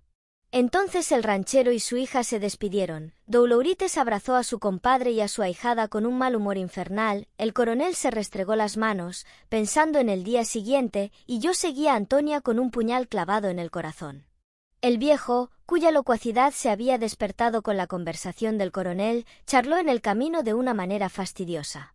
Antonia, preocupada, apenas contestaba una que otra vez, y yo caminaba en silencio mordiéndome los labios de cólera. Al llegar a la casa, el viejo me invitó a entrar, pero yo rehusé, pretextando que era muy tarde. El viejo se metió, y Antonia iba a hacer lo mismo, cuando la detuve temblando de ira y de celos. Antonia, le dije, ya no cuento contigo, ¿no es verdad? ¿Por qué? Me preguntó a su vez con una frialdad que me la hizo odiosa. ¿Cómo por qué? ¿Y lo que he visto esta noche, y esos besos que te dio el coronel, y el paseo de mañana? Tú estás enamorada de él, y va a perderte. ¿Qué me ha de perder? No seas tonto. En lo que has visto esta noche no tengo yo la culpa, y bien viste que corrí para que no me abrazara. Lo del paseo fue cosa de mi padre. ¿Qué quieres que yo haga? No estoy enamorada del coronel, pues que somos iguales. Él es un señor muy caballero, yo soy una pobre muchacha. ¿Qué caso me había de hacer? Mi madrina es a la que él va a querer, ya verás. Antonia dijo estas palabras con una cierta tristeza de muy mal agüero para mí. Además, añadió pensativa, si al coronel le parezco bonita y quiere hacer de mí una cosa que no convenga, yo sé cuidarme, y eso de que él me dejara así, para que fuera yo después la burla del pueblo, no. Eso no. Antonia, cuídate, le dije tomándole la mano y próximo a llorar. Mira que si te sucede algo me voy a morir. ¿Tú? Replicó la joven, como interrumpiendo sus reflexiones. ¿Tú morirte? Vaya que tienes unas cosas, Jorge. ¿Y por qué te habías de morir si me sucediera algo? Porque te quiero con todo mi corazón, Antonia, porque no quiero que seas de otro. Vamos, vete a acostar, no seas tonto, no tengas cuidado. Hasta mañana. Oye una palabra. ¿Quieres que venga yo mañana para ir con ustedes al paseo? Antonia pensó un momento y me contestó resueltamente. No, será mejor que no vengas, porque el coronel ha dado en que te ha de meter de tambor, y no se le vaya a antojar mandarte desde mañana. Además, nosotros iremos a pasear a caballo, y tú no podrías venir a pie. No nos veremos hasta pasado mañana. Está muy bien, dije yo derramando lágrimas de indignación. Antonia se entró a su casa, yo me alejé desesperado para ocultar en las tinieblas mi primer tormento de celos. ¡Ay! Las horas de esa noche fueron las primeras en que el insomnio calcinó mis ojos y mi cerebro por causa de una mujer. Aquel quebranto de mis primeros amores exprimió la primera gota de duda en el blanco cáliz de mi alma. 11. Al día siguiente me levanté muy temprano y fui a situarme a una huerta vecina de la casa de Antonia desde donde podía observarlo todo sin ser visto. En la casa se hacían los preparativos correspondientes al rango de la ilustre visita que venía a honrarla. Los criados iban y venían muy afanados. El viejo comprendía, quizá por instinto, que los héroes ordinariamente están dotados de una voracidad bestial, y con esa convicción mandó sacrificar un buen número de víctimas. Gallinas, pavos, carneros, lechoncitos, todo esto se asaba en el horno, se freía en sendas cazuelas o se cocía en las ollas, amén de la nata que los vaqueros habían traído del rancho y que se ostentaba en grandes fuentes, de los dulces de leche que la madre de Antonia preparaba con cierto orgullo, y de las sabrosas y aromáticas frutas que la joven colocaba con esmero en limpios canastillos. Aquello parecía un banquete de bodas. El viejo bonazo aparecía de cuando en cuando por el patio dando órdenes a sus criados para el arreglo de la casa. Habíase puesto sus mejores ropas, su camisa llena de randas y bordados, su corbata de colores chillantes atada con una sortija, calzoneras con grandes botones de plata, chaqueta de paño oscuro y botas de venado color verde olivo. Antonia también apareció acompañada de algunas primas que estaban ayudándola en sus tareas. Para mi desesperación, la muchacha estaba más linda y más provocativa que nunca. Su vestido tenía siempre la sencillez encantadora, que ella, por un instinto de buen gusto, sabía dar a todo lo que se ponía. Había colocado hábilmente entre sus espesas y negras trenzas algunas flores del campo rojas y exquisitas. Sobre su camisa de finísimo lino y para cubrirse el seno, se había cruzado el más precioso pañuelo de punto que puede imaginarse. Sus mangas bordadas y llenas de encajes dejaban en toda su desnudez sus hermosos y torneados brazos, adornados de hoyuelos y cubiertos de un vellito suave y apenas perceptible, como el de un melocotón. Aunque no pude ver por la distancia esto último, me lo figuré, había yo besado tantas veces esos pícaros brazos. Sus enaguas eran de seda de bonitos dibujos y colores, y como en aquel tiempo precisamente no se usaban largas, dejaban ver a la perfección unos pies arqueados y pequeños, calzados con zapatitos de raso verde, y el principio de 2 piernas que había yo visto, ¡ay! La primera vez desnudas en su mayor parte, pero que entonces se me figuraron desconocidas y por lo mismo terriblemente hermosas. Lo que es la privación. Yo me mordía los puños y los brazos, como debió sucederle a Tántalo siempre que tenía delante la fruta provocadora que no podía devorar. Ardientes lágrimas surcaban mis mejillas y ardía en mi corazón una sed de venganza espantosa. Antonia, Antonia, perdóname si más tarde la ejercí con una crueldad tan terrible. Sufrí tanto entonces, que nunca creí que pudiera llegar hasta la saciedad y el arrepentimiento. Pero no anticipemos, yo continué observando desde la atalaya que me había formado entre los árboles y arbustos de la huerta susodicha. Las viejas campanas y rotos esquilones de la iglesia parroquial daban las 12, cuando llegó a la casa de Antonia la gran comitiva. Componíase esta del valiente general, a quien había invitado su hijo el bizarro coronel, de algunos oficiales y de Doulourites, a quien ofrecía galantemente el brazo el viejo jefe, y que venía emperejilada con todos los ridículos arreos que una vieja coqueta, ignorante de la moda de la ciudad, se envanece de ostentar en un poblacho. El padre de Antonia salió a recibir a sus visitantes con profundas cortesías, y la linda muchacha se sonrió, poniéndose como una grana al ver al coronel. Este se sorprendió al encontrar tan bella a Antonia, y la devoró con una mirada de sátiro. No se contentó con eso, sino que pasando de la contemplación más impertinente a la familiaridad más indebida, ciñó con sus brazos el talle de la niña y levantándola hasta la altura de su rostro, la estrechó contra sí, de un modo que hizo dar un brinco al viejo, lanzar un chillido a la jamona, reír a los oficiales y decir al general con una severidad zumbona: «¡Hombre! ¡Hombre! Pero ya estaba hecho. El coronel, tomando las manos de la aldeanita, se entró con ella en la casa seguido de los demás, y para mí cayó la horrorosa cortina de lo invisible, tras de la cual iban a ocultarse misterios cuyo solo presentimiento me hacía temblar y oprimírseme el corazón. Caí desplomado sobre mi asiento de hierba, los árboles que me rodeaban me parecieron odiosos, y aun aquella luz del mediodía, que tomó a mis ojos un color verdoso, no logró calentarme los huesos. La bilis comenzaba a mezclarse en los asuntos del corazón. Así quedé por espacio de 2 horas, enderezándome a veces al oír las carcajadas de los militares, la risa chillona de Doulourites, o la voz armoniosa de la infame aldeana, que me punzaba como un puñal agudo. A las 3 de la tarde concluyó la comilona, y debieron haber bebido bastante aquellos sujetos porque, cuando salieron al patio en espera de los caballos, algunos de ellos, particularmente el general y el viejo de la mula, vacilaban y reían como insensatos.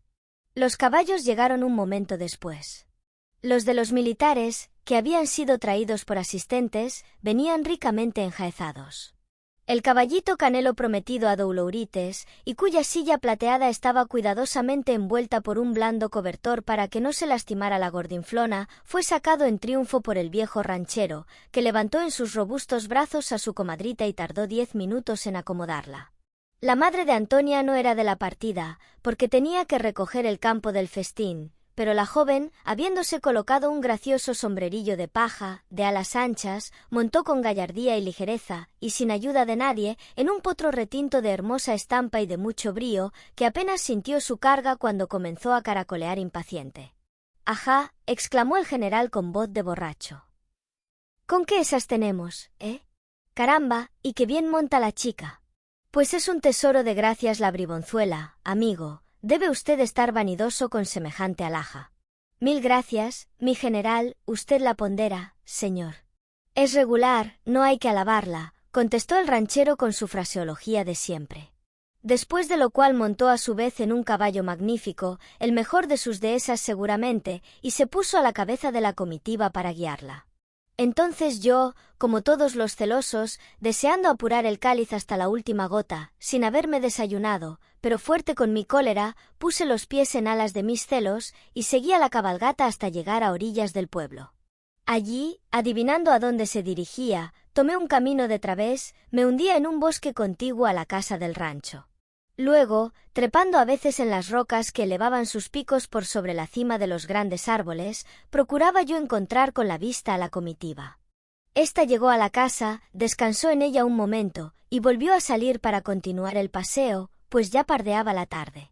El viejo ranchero se había apoderado del general y le mostraba todas sus riquezas agrícolas y pecuarias, cosa que maldito lo que importaba al sargento, haragán de oficio y poco afecto al honrado trabajo de los campos, del que no tenía noticias sino por los productos que muchas veces había saqueado durante su honrosa carrera militar.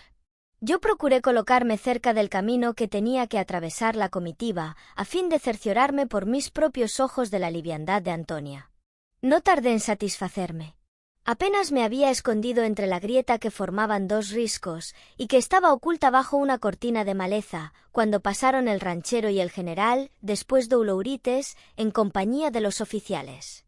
La jamona venía muy encarnada, y sus cabellos flotaban en desorden bajo su gorrito viejo de terciopelo, del que pendía un gran velo descolorido. Al último, y una distancia considerable, caminaban paso a paso Antonia y el coronel, conversando, al parecer con extraordinaria animación. Después de sentir un horrible estremecimiento, causado por el temor y el disgusto, fijé sobre ellos una mirada de odio. Venían muy juntos, al grado de que los caballos parecían encadenados estrechamente el uno al otro. El coronel se había puesto, como era natural, del lado en que podía contemplar a su sabor la parte inferior del cuerpo de Antonia, y aun tomarse algunas libertades, sin riesgo de ser visto. Ella parecía abandonarse a las caricias del militar libertino, con todo gusto. De repente vi una mano de éste coger una cosa blanca que estrechó y atrajo, de manera que imprimió con esta acción un movimiento oblicuo al caballo de su compañera. La cosa blanca era el pie de Antonia calzado todavía con el zapato de raso verde, y que pertenecía a la pierna que iba cruzada en la cabeza de la silla. La muchacha sonrió soltando las riendas, lo que permitió al coronel atraerla hacia él y estamparle el beso más voluptuoso en la boca, beso que ella correspondió con un entusiasmo superior a sus conocimientos. Esto hizo que se le cayera el sombrerillo de paja. El coronel, después de repetir sus ósculos, se bajó para alzar el sombrero. Entonces no pude reprimir mi cólera, y encontrando a mano un guijarro, lo lancé con la destreza que me era habitual, y con tal fuerza, que silbando como una bala fue a estrellar precisamente aquella mano atrevida que acababa de acariciar el hermoso pie de mi infiel amada. El movimiento que el coronel hizo al sentir aquella pedrada maestra fue tan grotesco que me obligó a lanzar una carcajada, la cual aumentó la sorpresa y la confusión de los dos amantes. Antonia lanzó un grito, el militar, engarabatado todavía por el dolor y sacudiendo frenético la mano lastimada, alcanzó a duras penas su caballo, lo montó y echó a correr como si una legión de diablos le persiguiese. Antonia, menos asustada, porque probablemente me había visto, se apresuró a seguirlo, sin embargo, procurando tranquilizarlo. Yo no creí conveniente continuar mi persecución, temiendo que el viejo ranchero viniese a buscarme, y alejándome por una vereda escabrosa, me alejé de aquel lugar, sin querer entrar tampoco en el pueblo hasta que fuese de noche. Hice muy bien, porque al acercarme a mi casa a cosa de las 8, distinguí junto a las puertas a una patrulla de soldados, y una criada de mi familia me detuvo por el brazo tan pronto como me conoció. «Jorge, por Dios, anda, vete», me dijo temblando. «Esos soldados vienen a cogerte para tambor, y te andan buscando por todas partes los alguaciles. Dice tu madre que te huyas al monte hasta que se vaya la tropa». «Cor». Todo lo comprendí, la traidora Antonia había seguramente descubierto que era yo el que había herido al coronel. Habían venido al pueblo rabiosos y me perseguían. No pensé ya entonces más que en salvarme. Me apresuré a ganar una montaña vecina, y sería la medianoche, cuando habiendo llegado a lo más escarpado de aquella sierra, resolví descansar, pues estaba ya fuera del alcance de mis perseguidores. Rendido por la fatiga y el sueño, dormí, como se duerme a esa edad, y cobijado por el manto de la madre naturaleza. 12 a los primeros albores de la mañana siguiente, desperté y pude darme cuenta de mi situación. No era, en verdad, muy favorable. En mi casa ignoraban el rumbo que había yo tomado, no tenía provisiones, y me hubiera sido difícil dar con un camino que me condujera a alguna ranchería. Pero mi carácter enérgico y el peligro que estaba corriendo sostuvieron mi ánimo, y no desesperé. Vagando entre las selvas pasé 2 días, manteniéndome como el Bautista, con frutas y miel silvestre, que se convertía en rejalgar cuando pensaba yo que Antonia, a esa hora, pertenecía ya al coronel. En la mañana del tercer día logré encontrar un sendero que iba a parar hasta lugares conocidos, y respiré cuando distinguí la torre de la iglesia, el caserío del pueblo y los jardines que lo rodean. Contemplaba yo con una emoción gratísima este espectáculo, del que me parecía haber estado ausente por muchos años, cuando al mirar abajo de la colina montuosa en que estaba yo situado, distinguí primero una polvareda y luego una columna de tropa que serpenteaba subiendo por un camino ancho y cercano al lugar en que yo estaba. Era la brigada, vi brillar las armas, conocí los uniformes, aunque no pude, por la lejanía, distinguir a las personas. Mi primer deseo fue el de correr para salvarme de mis enemigos, pero después, comprendiendo que nada podían hacerme en aquel terreno, me atreví a acercarme hasta llegar a un flanco del camino para examinarlo bien todo. Poco a poco, y aprovechándome de los accidentes de la montaña, me acerqué tanto que pude ponerme a algunos pasos de la columna. El general marchaba por delante con algunos oficiales y precedido de una pequeña guerrilla. Luego seguían los croquis de batallones, y a retaguardia venía mi coronel, pero, oh rabia, no venía solo, sino con Antonia, que ya vestida con una túnica mal forjada y cubierta la cabeza con un sombrero gris y un paño de sol, montaba un gran caballo flaco y amarillento de su ilustre raptor. No me habían engañado mis celos. El pícaro militar había acabado por robarse a la muchacha, que firme en sus principios, no había prometido entregarse sino a condición de ser sacada de la casa paterna y del pueblo. Así pues, al desventurado viejo de la mula, el estúpido anfitrión que había tenido a mucha honra el ofrecer un banquete a aquellos soldados cobardes, había él mismo preparado su deshonra, y a aquella hora lamentaba la desenvoltura de su hija y la ingratitud infame del coronel. Pero sobre todo, yo estaba furioso. Jamás había sentido el dolor punzante que sentí al ver a mi primera amada huir con su raptor. ¿Con qué así se cumplían las promesas? ¿Así se guardaba la fe jurada? ¿Esto ocultaban aquellas palabras tranquilizadoras de la última noche? Perfida. Infame. Y pasaba junto a mí, platicando con su aborrecido amante, que aún traía envuelta en un pañuelo la mano herida por mí. Yo no pude contenerme, y asomé el cuerpo de tal manera, que los dos me reconocieron. Antonia Paladascio. El coronel, enfurecido, sacó una pistola, me apuntó y disparó, pero no era un buen tirador y la bala pasó lejos de mí. Entonces gritó a sus asistentes. «Pronto, a coger a ese bribón. Ahora verás si te escapas de llevar el tambor o de que te cuelgue de un árbol». Yo quise responder algo terrible que tradujese mi odio y mi cólera, pero no encontré más que esta frase, muy de mi edad y de mi inexperiencia. ¿Yo tambor? Cry. ¿Sí? Su madre. El coronel se torció de ira, los asistentes quisieron lanzarse en mi persecución, pero el flanco del camino era montuoso, muy escarpado y lleno de cortaduras. A caballo era imposible seguirme, a pie, tenía yo ventaja. Así es que me alejé lentamente y con toda seguridad, aun cuando oí algunos tiros sonar a mis espaldas.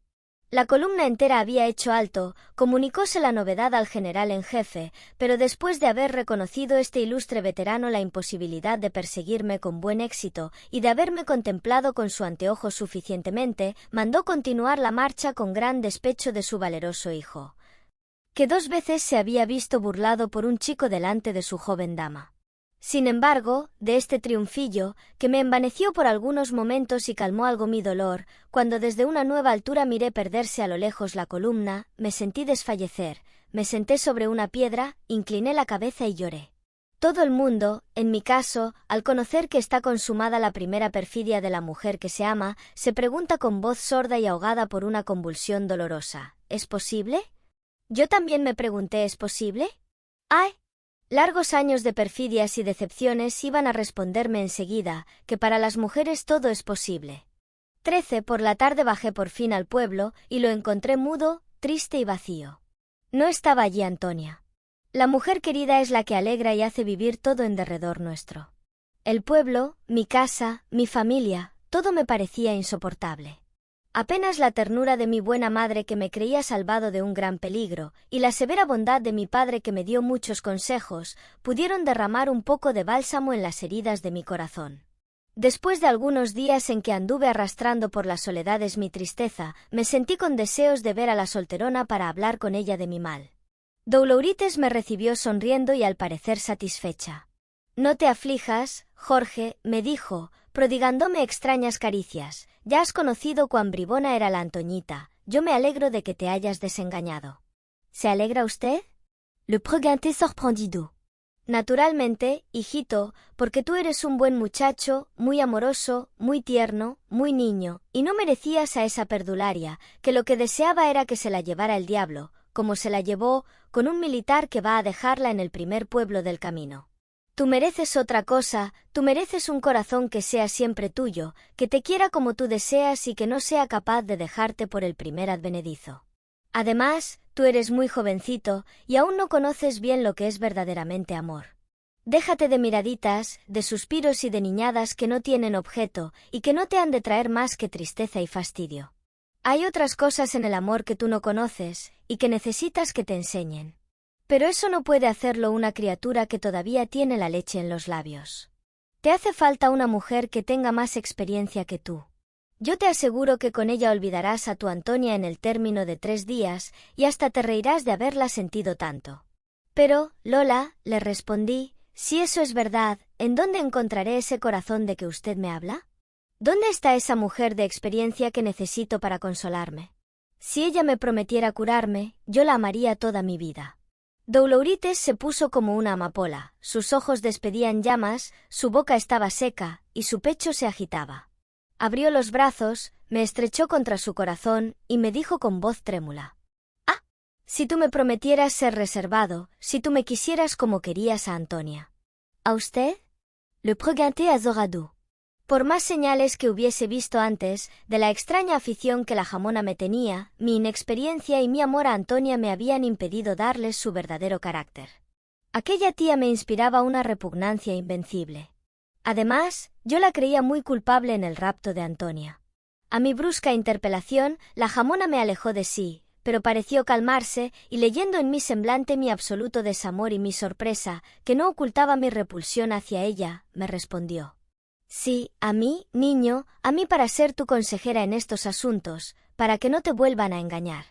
Te digo que sería necesario que me quisieras como a Antonia, porque así nada me ocultarías y tendrías suma confianza en mí.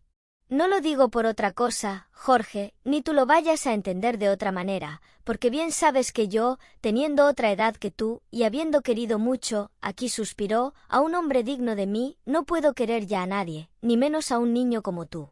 Respire. Doulourites se replegaba, ahorrándose un compromiso ridículo.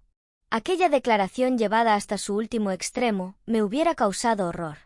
Me alejé y no volví a la casa de la solterona, que por otra parte, lejos de extrañarme, me tomó ojeriza. Sabido es que las mujeres se convierten en enemigas después de una contrariedad de esta naturaleza. Seguí viviendo triste en aquella aldea, por espacio de 8 a 10 meses, sin querer dedicarme a nada, ni trabajar en nada. Mi familia estaba alarmadísima, hasta que mi pobre padre, llamándome un día, me preguntó: «Hijo, ¿quisieras irte a estudiar a México?». Yo di un salto de gozo, jamás me hubiera atrevido a solicitar semejante cosa, pero la verdad era que esa idea me halagaba desde hacía tiempo. ¿A estudiar? ¿Y en dónde? En un colegio, aunque somos pobres, aplicándote, te podemos sostener y serás lo que tú quieras. Con mucho gusto, padre. Ese es mi deseo. Pues arreglado, partiremos pronto. Desde aquel día no pensé en otra cosa. Dar a mi espíritu una ocupación conforme con mis esperanzas y mis ambiciones, ir a México, entrar en otro mundo, poner el pie en los primeros peldaños de una escala que yo había soñado, qué orgullo y qué dicha. 15 días después, acompañado de mi padre y de algunos parientes, y montado en un caballejo pacífico y meditabundo como yo, me dirigía a la famosa capital de la República, con la cabeza llena de ilusiones y el corazón casi enfermo por las constantes palpitaciones de alborozo. Los yanquis habían evacuado ya la República, y la vida mexicana iba volviendo a su curso normal. A medida que me aproximaba a la gran ciudad, nuevas sorpresas y más bellas ilusiones acariciaban mi joven imaginación. Un recuerdo me asaltó al entrar en la hermosa calzada que debía conducirnos hasta las puertas de México. ¡Antonia! Este amor no se había apagado enteramente, y de sus cenizas tibias aún brotaban de cuando en cuando algunas chispas. Antonia tal vez estaba en México, tal vez iba a encontrarla. Qué curioso estaba yo de conocer su nuevo estado. Qué deseos abrigaba de vengarme de ella. Desgraciada. El destino iba a ponérmela delante más tarde. ¿Y de qué manera iba yo a verla otra vez? Pero esa segunda parte de esta historia de mi adolescencia pertenece a otro tiempo, y allí tendrá su lugar. Mi padre me sacó de mi meditación cuando estábamos frente a la garita y veíamos las grandes calles de la capital por las que hormigueaba la gente. Me dio un golpecito en el hombro y me dijo: «Muchacho, ya estamos en México». Mis recuerdos y preocupaciones se disiparon como por encanto en presencia de este espectáculo terrible para un niño de aldea. México.